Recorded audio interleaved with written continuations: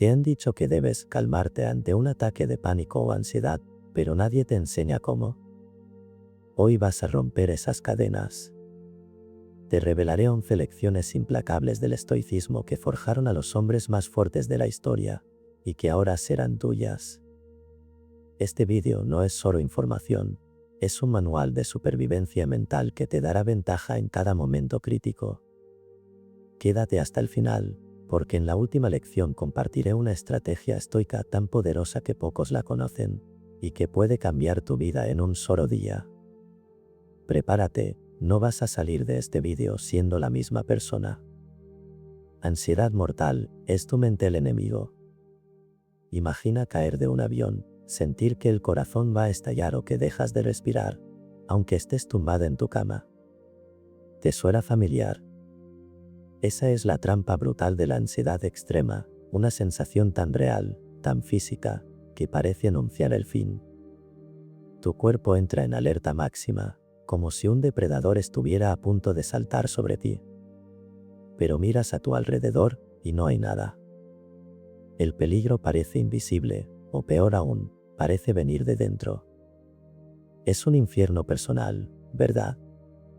Sentir que pierdes el control, que tu propio cuerpo te traiciona con taquicardias, mareos, sudor frío, esa presión en el pecho que te corta la respiración. Y la mente, la mente se convierte en una centrifugadora de pensamientos catastróficos. Me está dando un infarto, me volveré loco, y si no puedo soportarlo más. Es agotador, es aterrador y, sobre todo, te hace sentir increíblemente solo, aunque estés rodeado de gente. Porque ¿cómo explicarle a alguien que sientes que te mueres cuando, objetivamente, estás a salvo?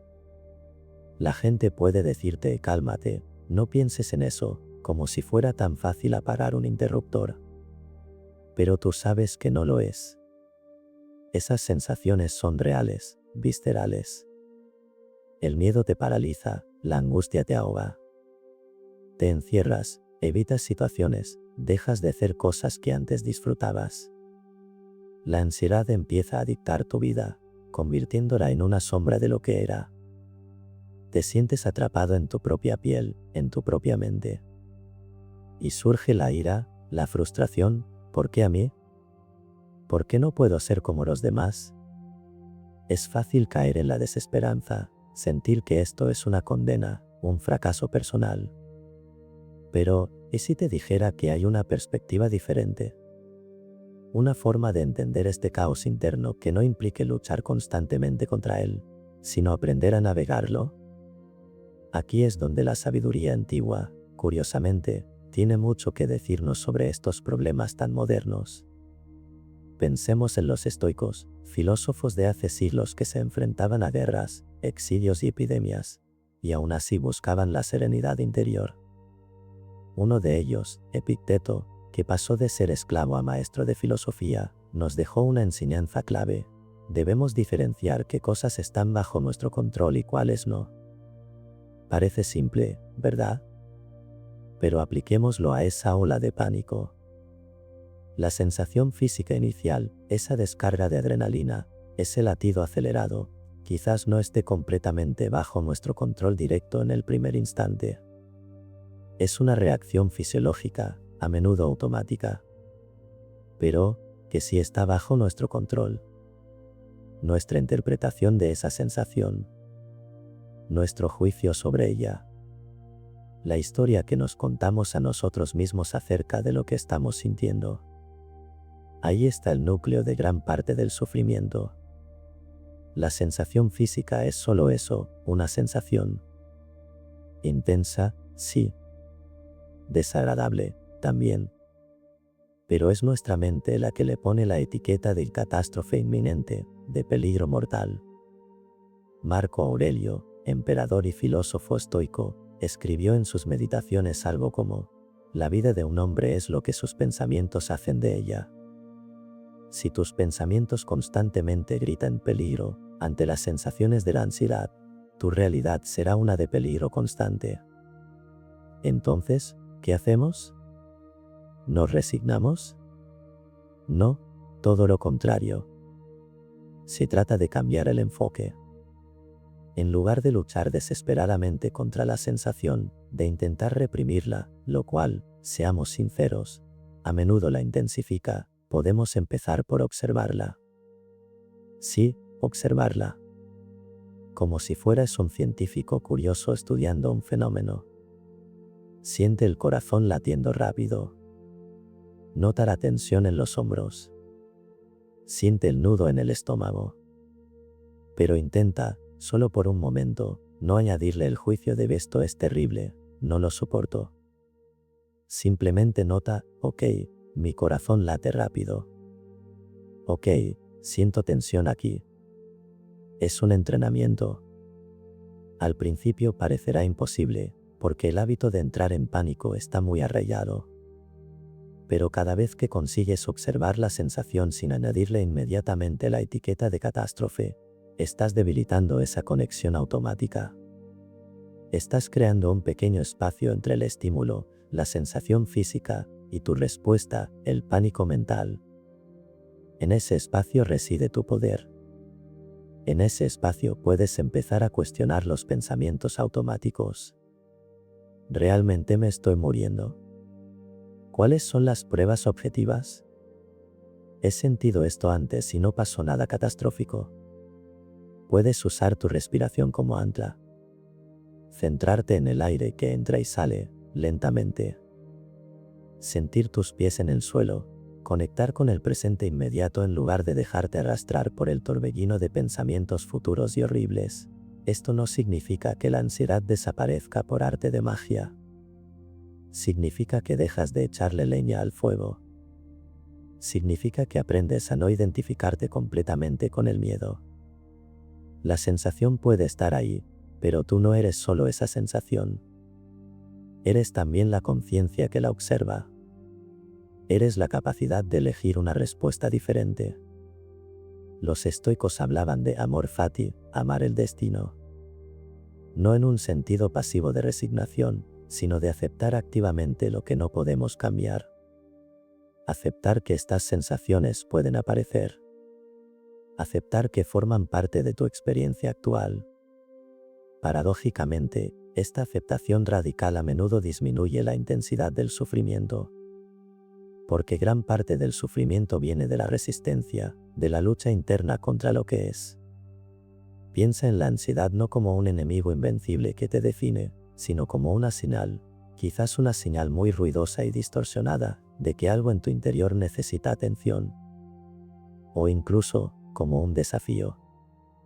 Un desafío para practicar la valentía, afrontar la sensación, la sabiduría, discernir qué es real y qué es interpretación, y la autocompasión, ser amable contigo mismo en el proceso.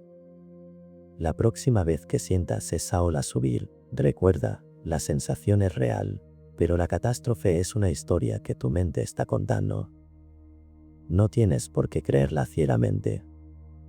Respira. Observa. Cuestiona. Recuerda las palabras de Epicteto, lo que nos perturba no son los hechos, sino nuestras opiniones sobre los hechos. Tienes el poder de cambiar esas opiniones, de reinterpretar esas sensaciones. No es fácil, requiere práctica constante, pero es posible. Es posible dejar de sentir que caes de un avión y empezar a sentir que, aunque haya turbulencias, tienes las herramientas para navegar la tormenta. La calma no está en la ausencia de problemas, sino en la fortaleza interior para afrontarlos. Y esa fortaleza, esa capacidad de elegir tu respuesta, está dentro de ti. Ansiedad, vida feliz sin cura total. ¿Y si la meta no fuera eliminar tu ansiedad por completo? ¿Y si pudieras construir una vida increíble, plena y feliz, a pesar de ella? Quédate conmigo un momento. Sé lo que probablemente estás pensando, porque es lo que nos han dicho y lo que sentimos con cada fibra de nuestro ser cuando el pánico ataca o la ansiedad nos ahoga. Quiero que esto desaparezca. Necesito curarme del todo para volver a vivir. Es una reacción totalmente natural. Luchamos contra esas sensaciones horribles, contra esos pensamientos oscuros, con la esperanza de erradicarlos para siempre. Buscamos la solución definitiva, la cura al 100% que nos devuelva a un estado normal, a como éramos antes. Y en esa búsqueda incansable, a menudo nos topamos con la frustración. Quizás hemos probado terapias, técnicas, cambios de hábitos, y sí, hemos mejorado, hemos aprendido a manejarla mejor, pero, a veces vuelve. Un mal día, un pico de estrés, y ahí está de nuevo, quizás no tan fuerte como antes, pero presente. Y entonces llega el pensamiento desalentador: no lo he conseguido, sigo roto, nunca me libraré de esto. Un sentimiento de fracaso que puede ser casi tan doloroso como la propia ansiedad. Nos comparamos con una versión idealizada de nosotros mismos o de los demás, y sentimos que nos hemos quedado cortos. Pero detengámonos aquí. ¿Y si esa idea de la locura total como único camino hacia la felicidad fuera una trampa? ¿Y si la verdadera superación no significara necesariamente la ausencia total de síntomas, sino la capacidad de vivir una vida rica, significativa y alegre, incluso si la ansiedad asoma la cabeza de vez en cuando? Aquí es donde la vieja sabiduría de los estoicos puede iluminarnos de forma sorprendente. Filósofos como Séneca, que enfrentó el exilio y la incertidumbre política, nos enseñaron a enfocarnos en lo que sí podemos controlar: nuestras respuestas, nuestras acciones, nuestra virtud interior, en lugar de obsesionarnos con controlar perfectamente las circunstancias externas o incluso internas, como nuestras emociones pasajeras. Séneca decía algo así como que la verdadera felicidad es disfrutar del presente, sin dependencia ansiosa del futuro. ¿Y si aplicáramos eso a nuestra relación con la ansiedad? ¿Qué significa esto en la práctica? Significa practicar una forma de aceptación radical. No resignación pasiva, ojo. No es decir, bueno, estoy fastidiado y ya está. Es aceptar la posibilidad de que la ansiedad pueda ser parte de nuestro paisaje emocional de vez en cuando, como nubes que pasan por el cielo. Y en lugar de gastar toda nuestra energía en luchar contra cada nube, aprender a seguir caminando, a seguir viviendo, incluso bajo un cielo nublado. Es dejar de ver la ansiedad como un certificado de fracaso vital y empezar a verla como, bueno, como algo que a veces está ahí, pero que no tiene por qué dictar el rumbo completo de nuestra existencia. Piensa en esto: cuánta energía mental y emocional inviertes en luchar contra la ansiedad, en temer su regreso, en analizar cada síntoma. ¿Y si pudieras redirigir una parte de esa energía hacia construir la vida que quieres? Hacia tus valores, tus pasiones, tus relaciones, tus metas. Los estoicos dirían: enfócate en tus acciones virtuosas. ¿Qué significa eso hoy? Significa preguntarte: ¿qué es importante para mí? ¿Qué tipo de persona quiero ser? ¿Qué pequeño paso puedo dar hoy en esa dirección, incluso si siento ansiedad? Quizás significa llamar a ese amigo aunque te sientas algo inseguro. Quizás significa salir a dar ese paseo aunque notes cierta inquietud. Quizás significa trabajar en ese proyecto que te apasiona, aceptando que la incomodidad puede estar presente. Se trata de ampliar tu vida, no de esperar a que la ansiedad desaparezca para empezar a vivirla. Es un cambio de foco, de la eliminación de síntomas a la construcción de significado. Redefinir el éxito es clave. Un buen día ya no tiene que ser un día sin rastro de ansiedad. Un buen día puede ser un día en el que sentiste miedo, pero actuaste de todos modos. Un día en el que notaste la inquietud, pero te trataste con compasión. Un día en el que, a pesar de las sensaciones, te conectaste con algo o alguien importante para ti. Ese es el verdadero triunfo. Estás demostrándote a ti mismo que tu vida es más grande que tu ansiedad. Esto no es minimizar el sufrimiento que causa la ansiedad severa o los ataques de pánico. Es ofrecer una perspectiva de esperanza realista y poderosa. Es saber que se puede llevar una vida feliz y funcional, una vida llena de alegría, amor y propósito, sin necesidad de alcanzar un estado mítico de cero ansiedad. Muchas personas lo hacen. Aprenden a manejar los episodios, a surfear las olas cuando vienen, pero sin dejar que eso les impida disfrutar del océano de la vida. Así que, la próxima vez que sientas esa frustración porque la ansiedad no ha desaparecido por completo, recuerda esto: la superación no siempre es erradicación.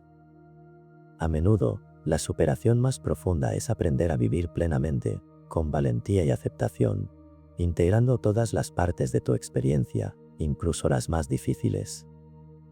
Es reclamar tu derecho a la felicidad, no en ausencia de desafíos, sino en medio de ellos. Tu valor no reside en la ausencia de ansiedad, sino en cómo eliges vivir tu vida cada día. Y esa elección, esa capacidad de construir una vida significativa a pesar de las dificultades, está siempre en tus manos. Puedes construir esa vida increíble. Tu cuerpo grita señales que ignoras. Hubo un momento, después de una operación sencilla, en que mi propio cuerpo se volvió un extraño. Algo cambió. No era solo la recuperación física, sino una confusión interna que me dejó frío. Sentía cosas que no entendía, respuestas inesperadas ante situaciones cotidianas. Al principio, pensé que era parte del proceso posoperatorio, o quizás una reacción tardía a algo. Pero seguía ahí, latente, esperando el momento justo para aparecer sin previo aviso. Era como si mi sistema interno hubiera sido hackeado, respondiendo de forma caótica a estímulos que antes eran inofensivos. Es una sensación aterradora, ¿verdad? Sentir que pierdes el control sobre ti mismo, que hay algo dentro que reacciona por su cuenta, dictando tu estado de ánimo, tus miedos, incluso tus acciones. Lo vives en silencio, te preguntas qué está mal contigo. Buscas una explicación lógica, un virus, una enfermedad, cualquier cosa que puedas nombrar y quizás combatir. Pero a veces, el origen es menos tangible, más escurridizo. Empieza con un evento, sí, algo puntual como mi cirugía o esa alergia repentina que me hizo sentir que me ahogaba. Pero luego, esos síntomas mutan, se adaptan, aparecen en contextos completamente diferentes, sin relación aparente con el desencadenante original. Lo que descubrí, a trompicones y con mucha frustración, es que esos episodios aparentemente aleatorios no eran producto del caos. Eran señales. Gritos de alerta de mi propio sistema, indicando que algo, en el fondo, estaba desequilibrado. El problema no era la sensación en sí, sino lo que la provocaba y, crucialmente, cómo yo reaccionaba ante ella. Vivimos en una sociedad que nos empuja a suprimir, a ignorar lo que nos incomoda. Sentir miedo, ira, frustración, son emociones que a menudo escondemos, las vemos como debilidades. Pero, ¿qué pasa si esas emociones son la punta del iceberg? ¿Qué pasa si nos están señalando algo más profundo que necesitamos atender? Identificar esos momentos clave, esos disparadores, es como armar un rompecabezas con piezas invisibles. No siempre son obvios. A veces es una situación social, un recuerdo, incluso un pensamiento fugaz. En mi caso, evolucionaron de una respuesta física clara a algo mucho más sutil, ligado a la sensación de falta de control, a la incertidumbre. El miedo se disfrazaba, esperando la oportunidad. Entender esto, que mis reacciones exageradas tenían un origen, aunque difuso, me abrió una puerta. No la puerta a la curación mágica, pero sí a la posibilidad de influir en mi respuesta. Aquí es donde la sabiduría de tiempos pasados, tan relevante hoy como hace miles de años, nos echa una mano. Pensadores como Epicteto nos recordaron una verdad fundamental pero a menudo olvidada. No podemos controlar todo lo que nos sucede en la vida, pero sí podemos controlar cómo reaccionamos a ello. No controlamos que aparezca una sensación incómoda, un pensamiento ansioso, un miedo repentino. Son eventos externos a nuestro control directo, como lo fue para mí el resultado inicial de la cirugía o la reacción alérgica. Pero lo que sí controlamos es nuestro juicio sobre esa sensación, la historia que nos contamos a nosotros mismos al experimentarla. ¿Es esto el fin del mundo? ¿Es una señal de que algo terrible va a pasar? ¿O es simplemente una sensación, desagradable sí, pero pasajera, a la que decido no darle poder para dictar mi estado? El estoicismo no te dice que ignores el miedo o la ira. Te invita a mirarlos de frente, a entender su naturaleza y a reconocer que su poder sobre ti reside en tu interpretación, en tu apego a ellos. Es una herramienta de autodescubrimiento brutalmente honesta. Te obliga a diferenciar entre lo que está en tu cancha, tu pensamiento, tu juicio, tu acción, y lo que no lo está, los eventos externos, las acciones de otros, las sensaciones iniciales. Al aplicar esta lente, empiezas a ver esos desencadenantes no como sentencias, sino como oportunidades. Oportunidades para practicar la serenidad ante la adversidad, para elegir tu respuesta en lugar de reaccionar automáticamente desde el pánico o la frustración. No se trata de eliminar los sentimientos, sino de entender que no somos esclavos de ellos. Si una situación o un pensamiento enciende la chispa de la ansiedad, en lugar de ser arrastrado por la llamarada, puedes hacer una pausa. Reconocer la chispa sin juzgarla. Recordar que tú decides si soplas para avivar el fuego o si te alejas. Es un trabajo constante, una práctica diaria de autoconciencia y disciplina mental. Identificar el origen, el disparador, te da el mapa. La perspectiva estoica te da la brújula y la fuerza interna para navegar por ese territorio, a veces inhóspito, de tus propias reacciones.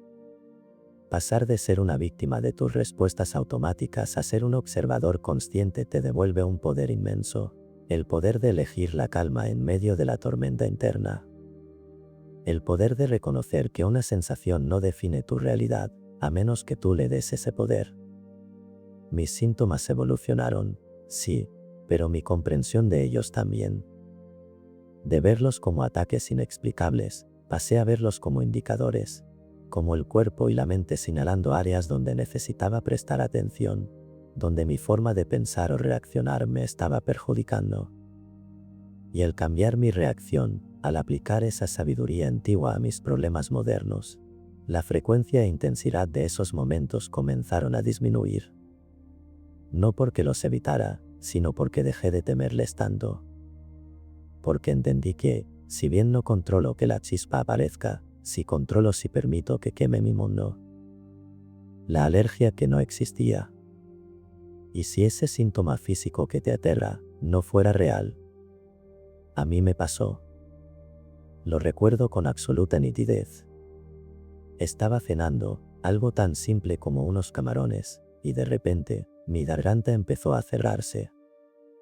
La respiración se aceleró, sentí que me hinchaba, un pánico frío me recorrió. Era una reacción alérgica del libro, o eso creí.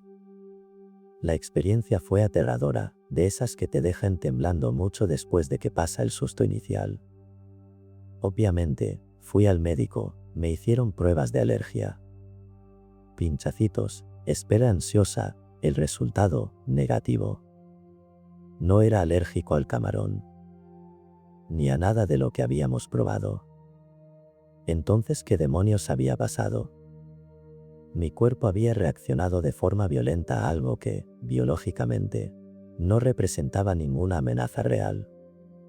Ese fue un momento bisagra, un golpe seco contra una pared de mi propia ignorancia. Me obligó a confrontar una verdad incómoda. Mi mente, esa cosa intangible que habita en mi cráneo, tiene un poder inmenso, casi aterrador, sobre mi realidad física. Lo que creí que era una amenaza externa, la alergia al camarón, fue, en realidad, una creación interna, un error de procesamiento que mi cuerpo ejecutó fielmente.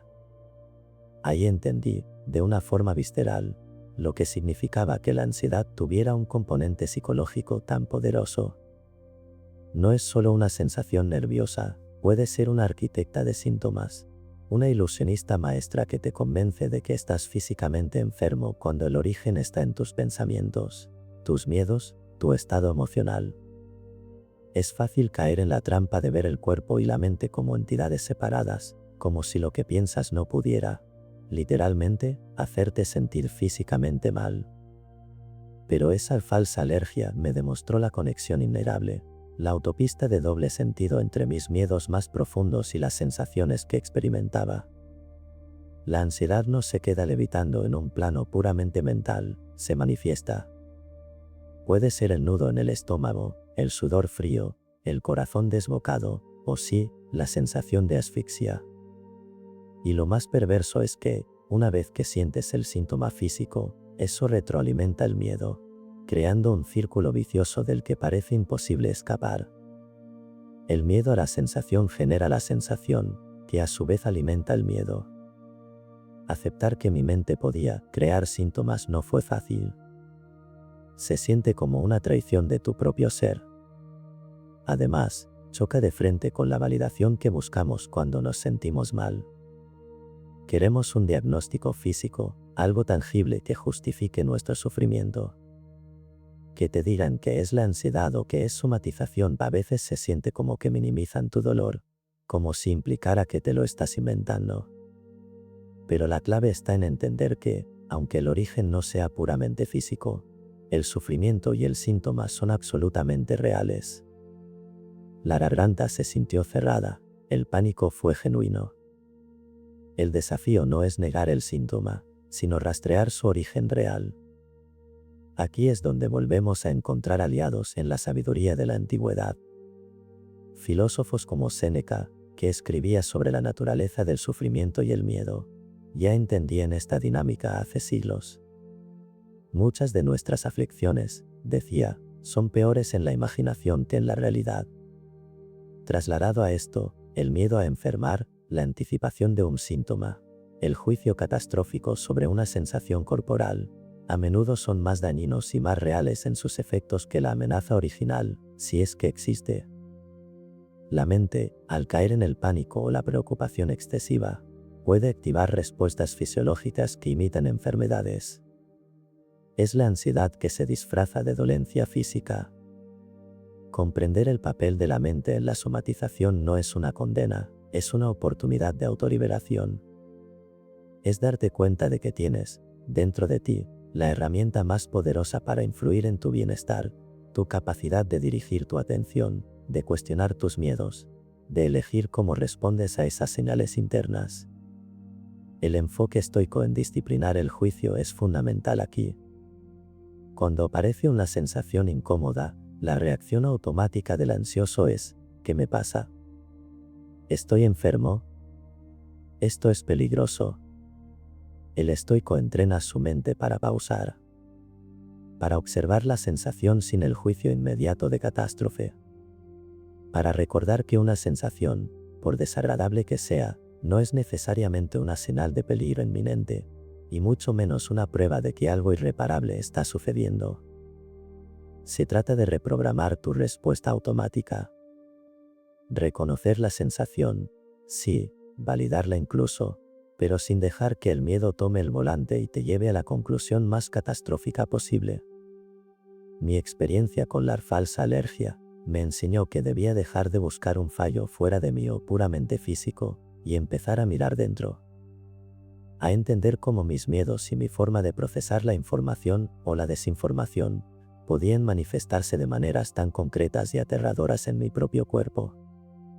Aplicar esta comprensión, junto con las enseñanzas sobre el control de nuestra reacción interna que nos dejaron pensadores como Séneca, es un camino hacia la autogestión. No niega el malestar, pero te da una hoja de ruta para navegarlo. Te capacita para diferenciar entre un síntoma real de una enfermedad y una manifestación física de la ansiedad o el estrés. Y al hacerlo, le quitas poder a esa ilusionista maestra que es la mente ansiosa, esa que te hace creer que estás en peligro cuando, a menudo, el único peligro real es el miedo que tú mismo generas. Es un recordatorio potente de que, si bien el mundo exterior puede ser impredecible, tenemos un control significativo sobre nuestro mundo interior, y ese control es la clave para desmantelar los síntomas que nuestra propia mente ha construido. Es un viaje de autodescubrimiento incómodo, sí, pero el destino es la recuperación de la soberanía sobre ti mismo. La ansiedad no es tu culpa. Sientes que te dicen échale ganas y eso te destroza. No es tu culpa. Es una frase que escuchamos demasiado a menudo cuando hablamos de ansiedad o ataques de pánico, ¿verdad? Es solo mental, tienes que poner de tu parte, necesitas ser más fuerte. Como si fuera una simple cuestión de voluntad, un interruptor que puedes encender o apagar si te esfuerzas lo suficiente. Y si no puedes, entonces la culpa es tuya. Eres débil. Estás fallando. Esa creencia popular, esa simplificación cruel, cala hondo y te deja sintiéndote no solo mal por lo que sientes, sino avergonzado de sentirlo. Te encierras, te aíslas, luchas en silencio contra una batalla que otros te dicen que solo está en tu cabeza. Y eso, créeme, es una de las partes más dolorosas de esta experiencia. Pero aquí viene la verdad, una que es liberadora y compleja a la vez.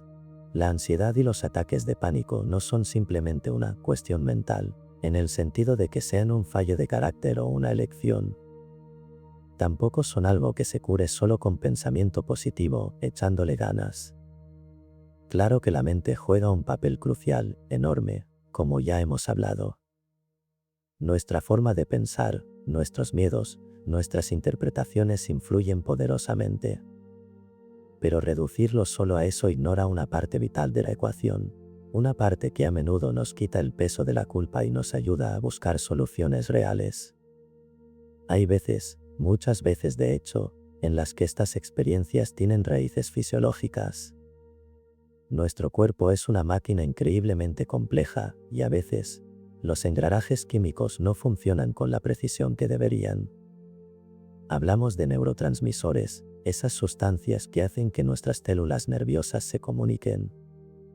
Cosas como la serotonina, el GABA, el cortisol, la hormona del estrés, no siempre están en el equilibrio perfecto.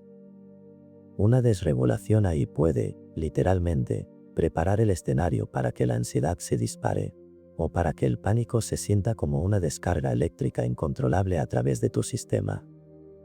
No es que te lo inventes, es que tu biología, en ese momento, te está jugando una mala pasada. Entender esto no es buscar una excusa para no hacer nada. Al contrario, es comprender la magnitud del desafío. Es reconocer que no se trata solo de cambiar un pensamiento, sino a veces de lidiar con un sistema nervioso que está hipersensibilizado, o con una química cerebral que necesita apoyo. Imagina que intentas correr rápido con una piedra atada al tobillo. No importa cuánta fuerza de voluntad tengas, la piedra te ralentiza. La desregulación química puede ser esa piedra. No significa que no debas intentar correr, pero sí significa que necesitas reconocer el peso adicional y buscar la forma de aliviarlo, no solo culparte por no ser tan rápido como los demás. Este entendimiento más completo, que integra la mente y el cuerpo, es donde la sabiduría antigua se encuentra con la ciencia moderna de una forma fascinante. Los estoicos, pensadores como Marco Aurelio, se centraron intensamente en lo que sí podemos controlar: nuestro juicio, nuestra actitud, nuestras acciones. No vivían en una era de neuroquímica, claro, pero entendían profundamente la lucha humana contra la adversidad interna y externa. Ellos hablaban de fortalecer el carácter, de mantener la serenidad ante lo incontrolable. Y si bien no podían alterar los niveles de serotonina, su filosofía nos da herramientas poderosas para manejar nuestra respuesta ante la realidad de tener un sistema que a veces falla, o una química que nos predispone al miedo. El estoicismo, visto desde esta perspectiva, no te dice suprime tu ansiedad. Te dice, aquí está esta realidad compleja, sientes miedo intenso, a veces parece venir de la nada, a veces hay factores biológicos involucrados que no controlas directamente. Ahora, ¿cómo vas a responder a esto? Te enseña a diferenciar entre el hecho, siento pánico, quizás hay un desbalance químico contribuyendo a esto, y el juicio que haces sobre ese hecho, soy un fracaso, estoy loco, nunca mejoraré. Marco Aurelio hablaba de no añadir sufrimiento a nuestro sufrimiento con juicios innecesarios. Si ya estás lidiando con una posible desregulación química que te causa pánico, juzgarte duramente por ello solo empeora las cosas. La práctica estoica te ayuda a construir resiliencia a pesar de la dificultad biológica.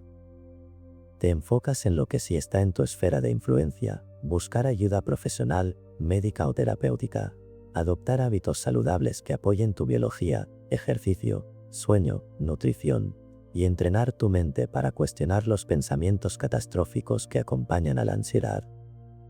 No es una batalla solo de fuerza de voluntad, es una estrategia multifacética que aborda la mente, el cuerpo y tu respuesta filosófica a la adversidad. Entender que hay un componente psicológico, cómo interpretas y respondes, y un componente fisiológico, cómo funciona tu cuerpo y tu química, te libera de la carga de la culpa. No estás loco. No eres débil. Estás lidiando con una condición compleja que requiere una comprensión completa y un enfoque que ataque desde varios frentes. La sabiduría antigua te arma con la fortaleza mental para resistir la tormenta interna, y el conocimiento moderno valida que a veces, la tormenta tiene raíces que van más allá de tu pensamiento consciente. Aceptar esta realidad dual es el primer paso, no hacia la resignación, sino hacia un camino de autogestión y autocompasión mucho más efectivo y, sí, mucho más esperanzador. No echando ganas a ciegas, sino aplicando inteligencia, paciencia y las herramientas adecuadas, tanto internas como externas. La forma más rápida de calmar un síntoma es pedirle que empeore. Sí, oíste bien. Suena a locura, ¿verdad? Si estás sufriendo un síntoma de ansiedad, algo incómodo, aterrador, lo último que quieres es que vaya a más. Tu instinto grita, para. Huye. Desaparece. Y pasas esos momentos terribles resistiéndote con todas tus fuerzas, deseando que termine, y esa resistencia, ese miedo, es precisamente lo que le da poder al síntoma, lo que lo ancla y a menudo lo intensifica. Es un círculo vicioso cruel, cuanto más temes la sensación, más fuerte se vuelve. Pero, ¿qué pasaría si, en lugar de luchar contra ella, la invitaras a quedarse? O incluso, a empeorar. Recuerdo vívidamente uno de esos síntomas extraños que la ansiedad puede inventar, la sensación de que una parte de mi cuerpo se dormía, o se sentía extraña, como si no me perteneciera del todo. Era una sensación que me generaba un miedo tremendo, una preocupación instantánea. ¿Será algo grave? ¿Un derrame? ¿Estoy perdiendo el control? Y claro, ese miedo hacía que la sensación se volviera más prominente, más insistente, alimentada por mi propia alarma interna. Intentaba ignorarla, distraerme, hacer que desapareciera, pero cuanto más me esforzaba, más presente estaba. Era exasperante. Un día, en un momento de pura frustración y desesperación, algo hizo clic. Pensé, si luchar contra esto no funciona, ¿qué pasa si hago lo contrario? Y en el instante en que sentí esa extraña sensación de adormecimiento, en lugar de asustarme, respiré hondo y, casi desafiante, le dije a esa parte de mi cuerpo, vale. ¿Quieres dormirte? Adelante. Duérmete del todo. Ponme el brazo completamente inerte. A ver si puedes. Era una especie de entrega activa, pero con un toque de desafío. Y lo más increíble, lo totalmente paradójico, fue que al hacer eso, al retirar el miedo y la resistencia, la sensación empezó a disiparse. No instantáneamente, pero sí notablemente. Al invitarla a hacer lo peor, le quité el oxígeno del miedo que la mantenía viva. Esta técnica, que parece contraintuitiva, es una aplicación práctica de un principio profundo que resuena con la sabiduría de los antiguos, especialmente con los estoicos. Pensadores como Epicteto nos enseñaron una verdad fundamental: no son los eventos externos los que nos perturban, sino nuestro juicio sobre esos eventos. Aplicado a los síntomas de ansiedad, no es la sensación de adormecimiento, el corazón acelerado o el mareo lo que te destruye, sino tu miedo a esas sensaciones y la interpretación catastrófica que haces de ellas. Esto significa que estoy muriendo, voy a perder el control, no puedo soportarlo. Cuando le pides al síntoma que empeore, estás haciendo varias cosas poderosas a nivel psicológico. Primero, estás cambiando tu relación con el miedo. En lugar de huir de él, te diriges hacia él. Le quitas su poder al demostrarle que no le tienes un miedo paralizante. Segundo, estás recuperando una sensación de control. Aunque no controles que el síntoma aparezca, si controlas tu respuesta a él. Al decidir activamente cómo reaccionas, pasas de ser una víctima pasiva de la sensación a un agente activo que elige su enfoque.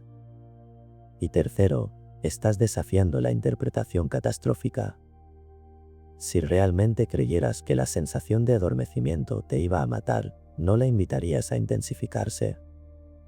Al hacerlo, le demuestras a tu propio cerebro que quizás esa sensación no es tan peligrosa como el miedo inicial te hizo creer. Los estoicos buscaban la fortaleza interna, la capacidad de mantener la ecuanimidad ante las pruebas de la vida.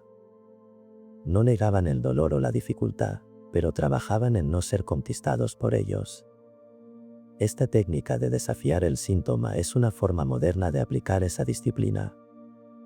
Es entrenarte para no flaquear ante la incomodidad interna, para mirar al miedo a los ojos o a la sensación, en este caso, y negarte a que dicte tu estado. No se trata de ser temerario, sino de ser sabio, de entender que a veces, lo que más tememos solo tiene poder porque le damos poder con nuestra resistencia y nuestro pánico. Esta estrategia funciona porque interrumpe ese ciclo de retroalimentación negativa donde el miedo alimenta el síntoma y el síntoma alimenta el miedo. Al decirle al síntoma adelante, le estás diciendo a tu propio sistema nervioso y a tu mente ansiosa, no te tengo miedo. No vas a controlarme. Y al quitarle el combustible del miedo, la intensidad disminuye. No es magia, es psicología pura, reforzada por una filosofía milenaria que nos recuerda que nuestra verdadera fortaleza reside en cómo manejamos nuestro mundo interior, sin importar el caos que intente entrar. Aplicar esta sabiduría antigua a los problemas modernos de ansiedad, a esas sensaciones físicas aterradoras, nos da una herramienta práctica y sorprendentemente efectiva para recuperar el control sobre nuestro bienestar. No es una cura milagrosa, pero es un camino poderoso para dejar de ser esclavos de nuestros síntomas y empezar a ser sus dueños. Inténtalo la próxima vez. Desafía a la sensación. Y observa qué pasa. La clave para detener pánico. ¿Y si pudieras detener un ataque de pánico antes de que te controle? La clave está en los primeros segundos. ¿Sabes cómo es? Un momento estás relativamente bien, lidiando con el día a día, y al siguiente, una ola de miedo te inunda. El corazón se dispara, el aire te falta, sientes que el mundo se derrumba. Un ataque de pánico te golpea sin avisar, te arrastra y te deja exhausto, preguntándote qué demonios acaba de pasar y cuándo volverá a ocurrir. Esa sensación de ser una víctima indefensa a merced de algo que simplemente sucede, es una de las partes más aterradoras. Pero, ¿y si te dijera que rara vez es tan de repente? Que hay señales, susurros antes del grito, que si aprendes a escuchar, pueden darte la oportunidad de cambiar el rumbo. Esa fue una de las realizaciones más importantes en mi propio camino para entender y manejar la ansiedad y el pánico. Al principio, cada ataque se sentía como una catástrofe inesperada que venía de la nada. No veía un patrón, solo el caos. Pero con el tiempo, y prestando mucha atención, empecé a notar algo sutil. Antes de que la oleada principal de pánico me barriera, había pequeñas señales. Una tensión particular en el pecho que no era la habitual, un pensamiento fugaz de preocupación desproporcionada, una sensación de inquietud que no correspondía a la situación. Eran como las primeras gotas de lluvia antes de la tormenta.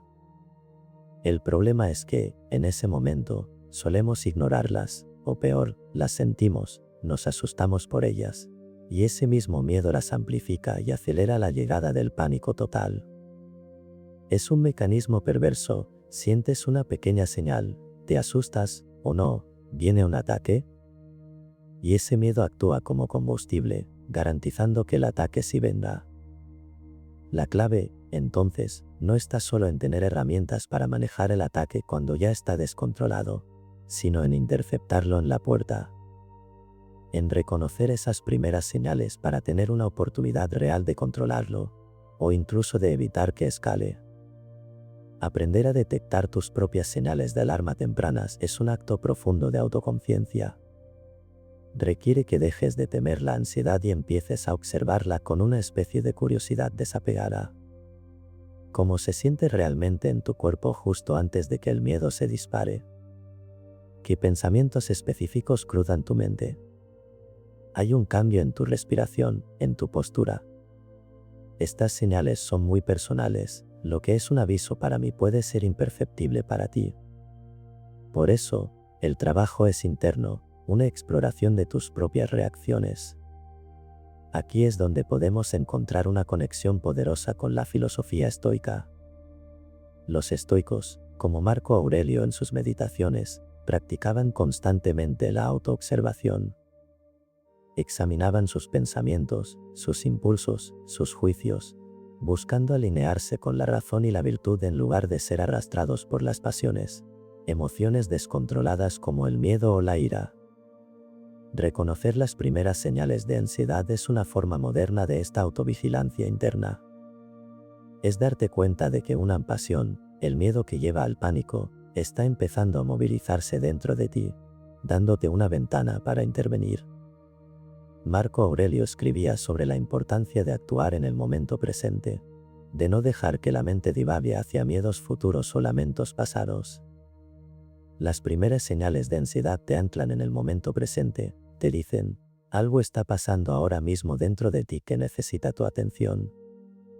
Si ignoras esa señal y dejas que el miedo construya su narrativa catastrófica sobre el futuro, voy a perder el control, algo horrible va a pasar, pierdes la oportunidad de actuar en el único momento que tienes control, el ahora. La práctica de identificar esas primeras señales te da poder. Te permite aplicar las herramientas que hayas aprendido, una técnica de respiración, un ejercicio de conexión a tierra, un cuestionamiento de pensamiento rápido, cuando todavía son efectivas, antes de que el sistema de lucha o huida tome el control total. No siempre detendrás el ataque por completo, seamos honestos. Pero incluso reducir su intensidad o duración es una victoria inmensa. Es pasar de sentirte un peleador noqueado en el primer asalto a ser alguien que ve venir el golpe y puede, al menos, intentar esquivarlo o amortiguarlo. Este enfoque de detección temprana es un pilar de la autosuperación en el contexto de la ansiedad. Es una habilidad que se desarrolla con la práctica, con la voluntad de prestar atención a lo que ocurre dentro de ti sin juicio, solo con la intención de entender. Al aprender a leer tus propias señales de alarma, te estás dando una oportunidad de ejercer control sobre tu experiencia interna de una manera que antes no creías posible. Es la sabiduría antigua de la autovigilancia aplicada a los desafíos emocionales de la vida moderna. Ya no tienes que ser ciego ante el inicio de la tormenta, puedes aprender a ver las primeras nubes y prepararte, o incluso, a veces, hacer que la tormenta pase de largo. Requiere esfuerzo, requiere atención, pero la recompensa es la recuperación de una parte de tu paz mental. Pasas tu vida intentando bloquear la ansiedad. Esa es la peor estrategia. Haz esto en su lugar. Es el instinto natural, ¿verdad? Cuando sientes que esa oleada de ansiedad empieza a subir, cuando el pánico te roza los talones, tu primera reacción es levantar un muro. Intentar bloquearlo, empujarlo lejos, decirle no, vete, no te quiero aquí. Luchas contra la sensación, aprietas los dientes, intentas distraerte desesperadamente. Pero si has vivido esto, sabes que esa estrategia rara vez funciona. Es como intentar detener una ola girante con las manos, cuanto más te resistes, con más fuerza te golpea y te arrastra. Y esa lucha constante contra tu propio sentir es agotadora, te deja exhausto, y a menudo, con la frustración añadida de haber fallado en controlarte.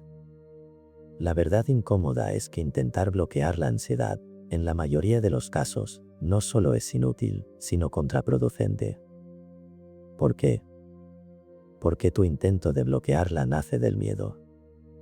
Tienes miedo a la sensación, miedo a lo que crees que significa, miedo a perder el control. Y ese miedo es el oxígeno que alimenta la ansiedad. Al resistirla, le estás diciendo a tu sistema nervioso, esto que estoy sintiendo es peligroso, debo deshacerme de ello a toda costa. Y tu sistema responde aumentando las alarmas. Lo que resistes, persiste y a menudo se fortalece. Entonces, si bloquear no funciona, ¿cuál es la alternativa? Aquí está la clave, y es tan simple como radical. En lugar de bloquearla, rétala. Ponla a prueba. Invítala a mostrarte de qué está hecha. Esto no significa que la desees o la busques activamente, para nada. Significa que cuando aparezca, en lugar de entrar en pánico y resistencia, cambies tu postura interna a una de observación curiosa y desafiante.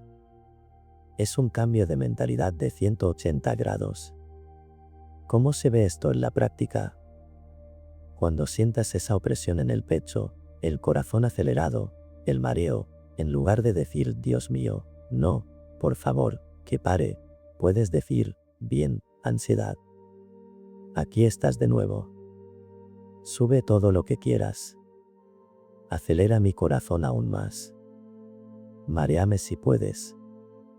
Sé que eres un ataque de pánico, y sé que un ataque de pánico, por muy aterrador que se sienta, no puede hacerme daño real. No puede detenerme el corazón, no puede hacerme perder la cabeza, no puede hacerme desmayar de forma peligrosa en este momento. La certeza de que es solo un ataque de pánico, un evento aterrador pero no fatal, una vez descartadas causas médicas, claro, es tu arma secreta. Es el conocimiento que te permite pasar de la víctima que intenta huir a la persona que puede enfrentar al agresor y llamarle por su nombre. Es como si un matón te amenazara en la calle, y en lugar de correr aterrorizado, lo que le daría poder, te detuvieras, lo miraras y dijeras con calma, sé quién eres. No puedes hacerme lo que temo. Y no te tengo miedo. Esto desarma al matón, la ansiedad, porque su poder reside en tu miedo. Esta idea de enfrentar lo temido, de no huir de las dificultades, es un pilar fundamental del estoicismo. Pensadores como Epicteto nos recordaron constantemente que no es lo que nos sucede lo que nos daña, sino nuestra opinión o juicio sobre lo que nos sucede. Un ataque de pánico no es inherentemente dañino en sí mismo, el evento externo / diagonal interno, pero nuestro juicio de que es catastrófico, de que no podemos soportarlo, de que significa algo terrible, es lo que crea el sufrimiento real. Retar la ansiedad es una aplicación práctica de esta sabiduría. Es poner tu juicio racional, esto es solo ansiedad, es incómoda pero no peligrosa, por encima del miedo instintivo e irracional. Es un acto de coraje filosófico. Te entrenas para no huir de la incomodidad, sino para observarla, entender su naturaleza pasajera y, crucialmente, para no añadir el sufrimiento extra del pánico sobre la sensación inicial. No es supresión, es redefinición de tu relación con la sensación. Séneca también hablaba de la importancia de afrontar los miedos. Decía que sufrimos más en la imaginación que en la realidad. El miedo al pánico, el miedo a la sensación que podría venir, a menudo es peor que el pánico en sí mismo. Al retar la ansiedad cuando llega, le quitas el poder a esa imaginación catastrófica. Le demuestras a tu propio sistema que puedes tolerar la sensación, que no es el fin del mundo que tu mente ansiosa te dice que es. Pasar de intentar bloquear a elegir retar requiere práctica, paciencia y, sobre todo, la convicción profunda de que un ataque de pánico no te va a hacer daño permanente. Es un acto de autosuperación constante, un entrenamiento de tu mente para dejar de reaccionar desde el pánico y empezar a responder desde la calma informada.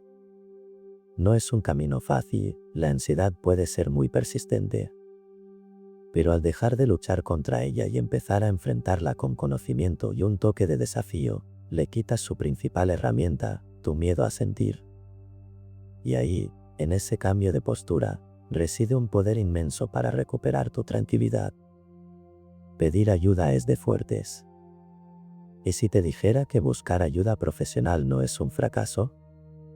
es el acto más inteligente que puedes dar. Es un pensamiento que ronda la cabeza de muchos que luchan contra la ansiedad o los ataques de pánico. Has intentado respirar, meditar, desafiar los síntomas como hemos hablado, quizás hasta has cambiado hábitos. Y a pesar de todo el esfuerzo, los miedos persisten, los ataques siguen apareciendo, la vida se siente limitada. En esos momentos de agotamiento y frustración, una voz interna susurra: no puedes solo. Eres incapaz.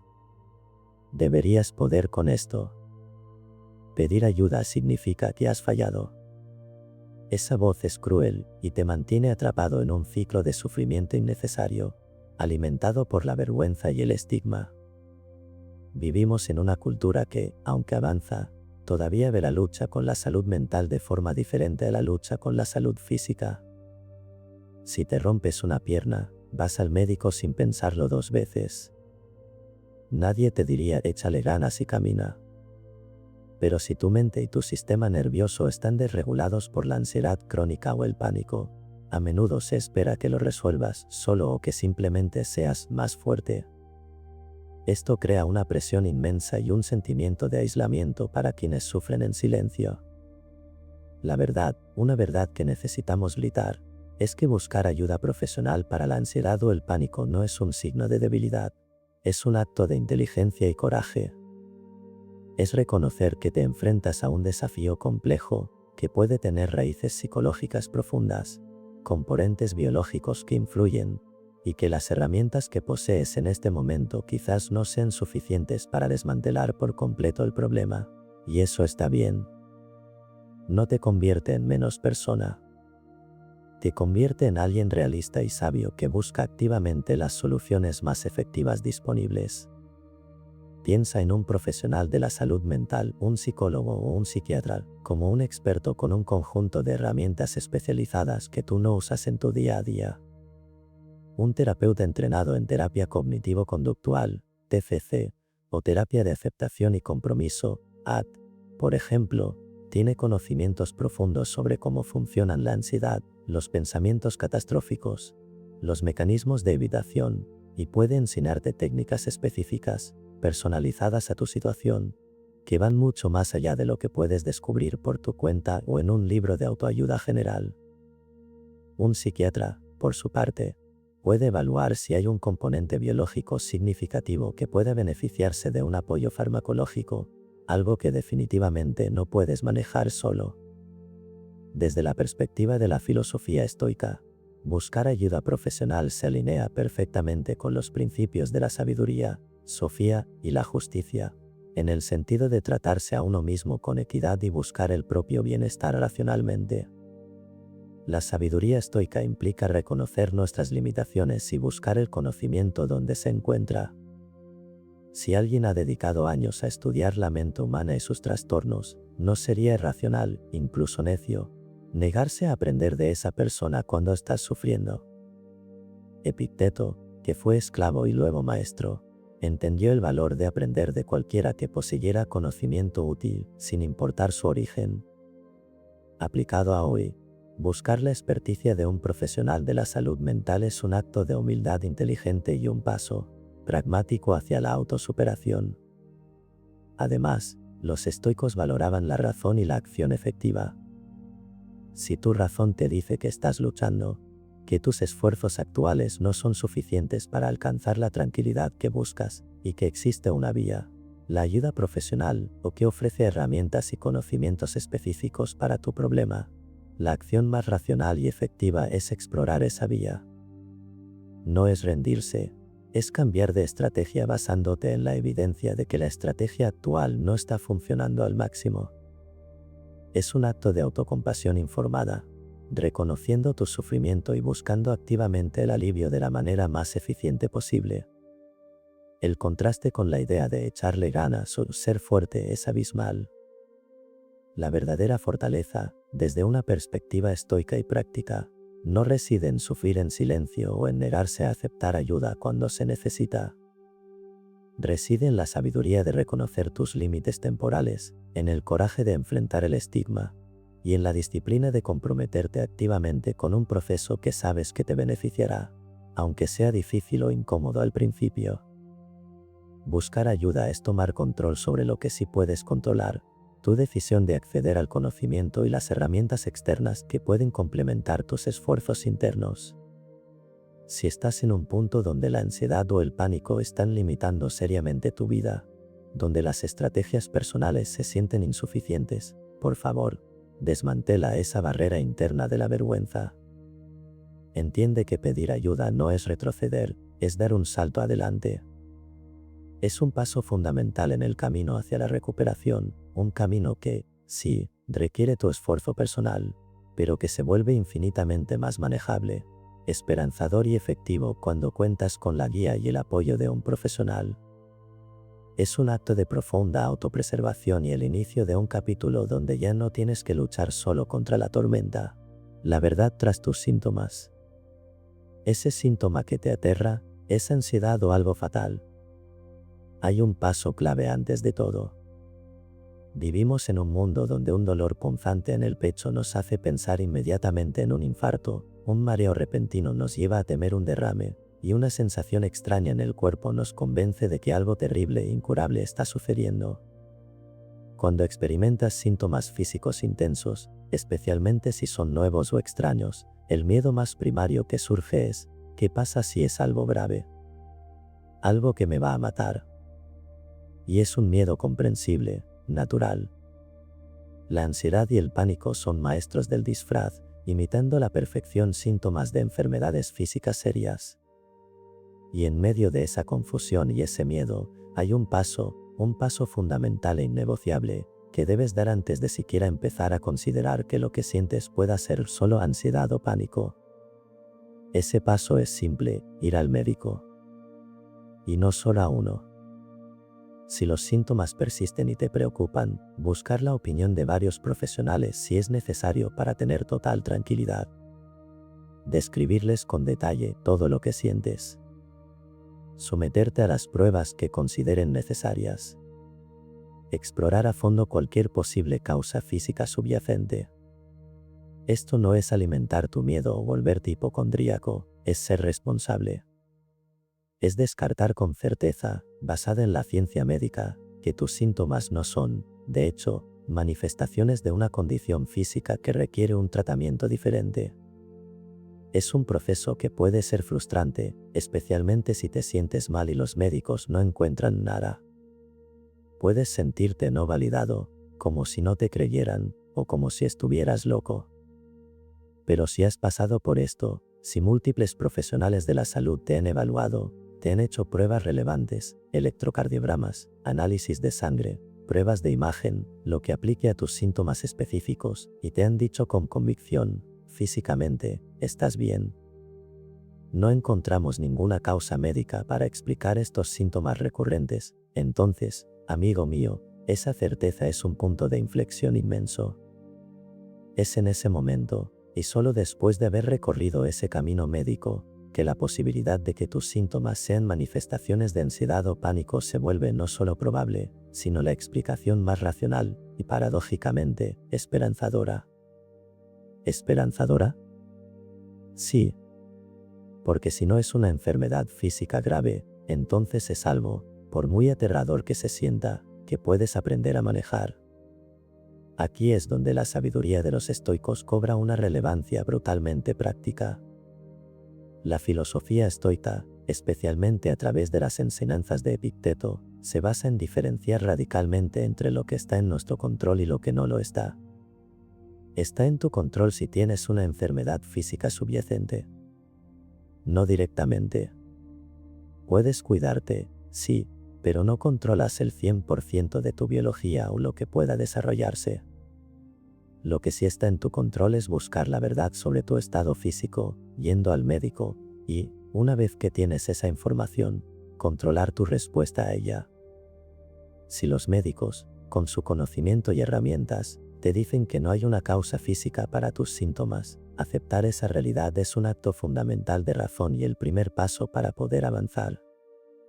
Negarte a aceptarlo, seguir buscando incansablemente una enfermedad que ya ha sido descartada, es vivir en la ilusión y el miedo, una forma de sufrimiento autoimpuesto sobre algo que está fuera de tu control, el diagnóstico médico. Epicteto diría que estarías perturbado no por los síntomas en sí, sino por tu juicio irracional de que tienen que ser algo físico a pesar de la evidencia. Obtener el alta médica, la confirmación de que estás físicamente bien, es un regalo de claridad. Te quita la energía que gastabas temiendo la muerte inminente o la enfermedad incurable y te permite redirigir esa energía hacia donde sí puedes generar un cambio real, entender y manejar tu ansiedad.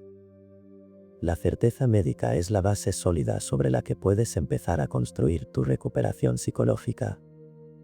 Es enfrentar la realidad tal cual es, un pilar del pensamiento estoico.